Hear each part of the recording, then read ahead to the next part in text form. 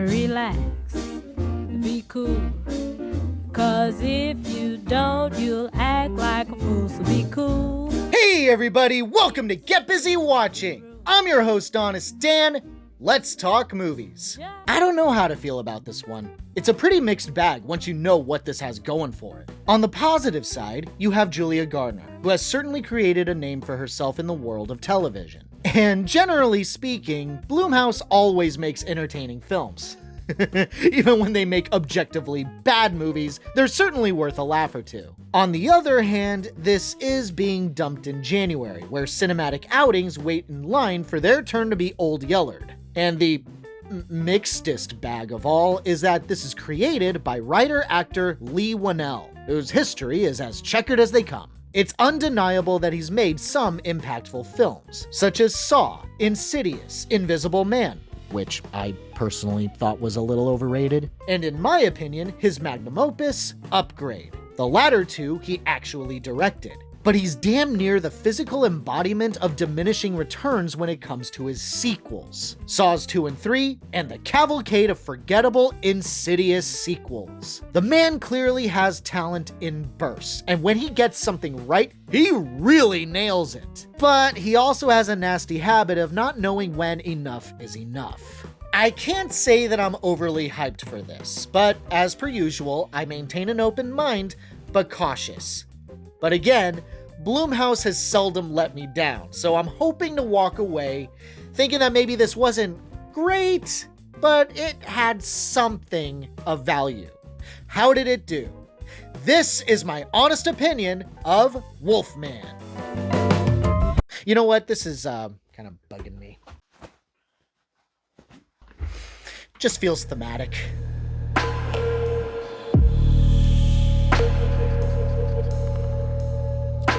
Blake, played by Christopher Abbott, is a family man whose marriage to his wife Charlotte, played by Julia Garner, has become rocky. To make matters worse, he learns that his missing father has been declared dead. In an attempt to repair his marriage, he takes his wife and daughter Ginger, played by Matilda Firth, to his home to gather his father's possessions. However, the trip goes awry when a mysterious monster man attacks them, injuring Blake. While hiding out in his childhood home, he begins to slowly transform into the very creature that attacked them. Daddy, are we gonna die? No, it's my job to protect you. I was right, though I got way less than I wanted. The real shame, however, is that you can tell where a good movie was supposed to be. It had all the right ingredients, but the mixture itself was just butchered. The opening scene is the only true highlight of the flick. It starts with Blake as a kid, going out hunting with his overly strict father, who clearly served in the armed forces, and is trying to teach Blake how to survive in the wilderness. But then they encounter the Wolfman, a creature that the father is revealed to have known was out there. They survive and go home. The scene is great. You don't get a clear look at the Wolfman, there's no cheap jump scares, it's tense, well shot, and was ultimately a solid start. The movie takes a hard drop from here. Now we have to muddle through the family drama in the present day. To the film's credit, I do enjoy the family dynamic. I like the relationship between Blake and Ginger, and the drama between Blake and Charlotte, though that's just because the two actors are acting their asses off as best they can. It drags a little, but I was on board. However, it was by this point I knew this movie was gonna fall apart. The first scene we get in the present is when Blake yells at Ginger for climbing on road barriers next to the sidewalk and not listening to him when he told her to get off of them. It practically spells out what the theme was supposed to be. He doesn't want to be like his dad. He wants to be better, more gentle, all that jazz. That's great and all, but he doesn't act that way ever again in the movie. He never loses his cool to anyone else again. This isn't a recurring habit that he's struggling with, it was just the one time. And while I get that the Wolfman is supposed to represent the monster father that he had growing up, his father was never portrayed like that. Yes, he was a hard ass and overly strict, but he clearly just wanted to teach his son some lessons, basic survival skills. So the message that was already clumsily thrown at the audience's face isn't supported by what we've been shown. The problems began spiraling once the Wolfman makes a return. It manages to injure Blake, who subsequently starts transforming into a Wolfman himself. Now we hit the other major problem. What was the point of the opening scene? The rest of the flick is him hiding out in his old house, so none of the survival training he learned growing up factors into anything. And there were so many ways to retool this to make it work. Option 1. Why not make Charlotte the one that turns into the werewolf? And get rid of the house that they're hunkered in. That way, the survival skills come in handy for Blake. Or, option 2, switch out Blake with Charlotte. As in, make her the character with the asshole dad. Make her the one that was being taught how to hunt and survive in the beginning. She's the one who has to ultimately learn that shit anyway, as Blake slowly becomes incapable of doing it himself. Or just have the one werewolf and survive in the wilderness with that. Nobody needs to get transformed. We already have a wolfman. We don't need two. Or maybe just get rid of the opening sequence, I guess, but no, I like that scene. But that's wishful thinking. What we get instead is dog soldiers mixed with a family drama. Locked in a house, harassed by werewolves, but without the likable characters and badass action scenes. Knock me out! Hit me! Oh, you fucking pussy, hit me!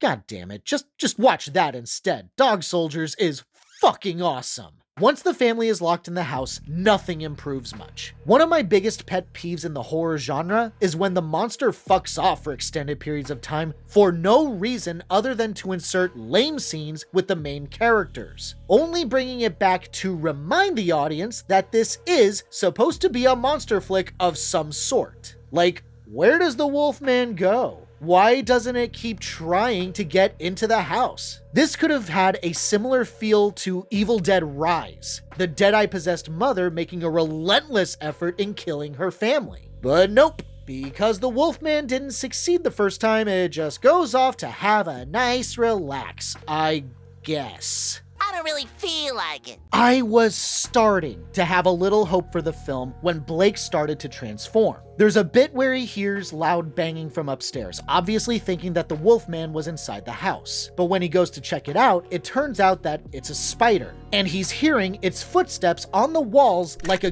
gunshot. And when the transformation gets worse, there's a bit where he loses his mind and starts eating his own flesh. We see from his perspective that he can no longer understand what his wife and kid are saying, and he's not speaking clearly either. This had my brain going wild. Is the werewolf form that he'll ultimately take growing inside of him, making his human form like a cocoon? Are we gonna get a scene where Blake can understand the Wolfman terrorizing them?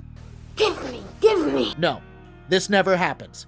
Because fuck you, audience, you're not allowed to have cool things. No, Blake was just eating his own arm for shock value. His ultimate transformation is a typical body change. As cool as Blake's POV got in that first scene where the glimmery filter is turned up, the faces of his loved ones get distorted, this becomes nothing more than a visual gimmick as it keeps coming up with no true purpose. By this point, I was checked out. The family decides to leave in the night, not waiting for the safety of morning, running to and from your usual point A's and B's in these things. The car that they want to use to escape gets wrecked, back into the house, inside a tool shed, on top of a greenhouse, and right back into the woods. Sure, there is a fun scene where Blake fights the Wolfman, but it's pretty short-lived. And once again, seeing the little humanity in his eyes before succumbing to the monster could have been a powerful moment in a better movie. But once that's done and the third act wraps up, I just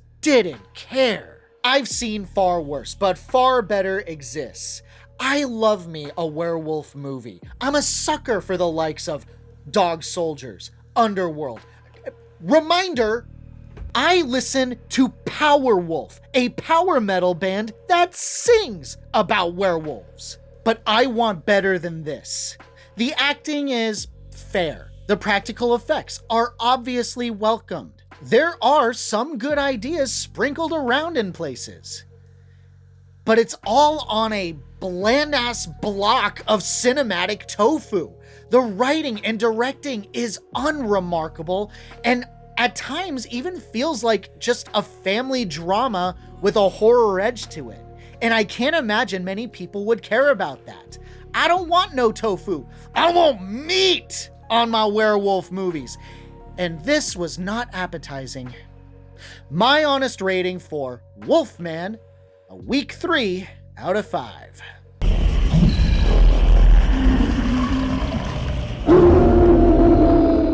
Thanks so much for watching, you guys. I really appreciate it. Hit that like or dislike button. All engagement is welcomed. Subscribe to the channel for more reviews. And as always, have a great day, stay safe and healthy out there, and hope to see you soon.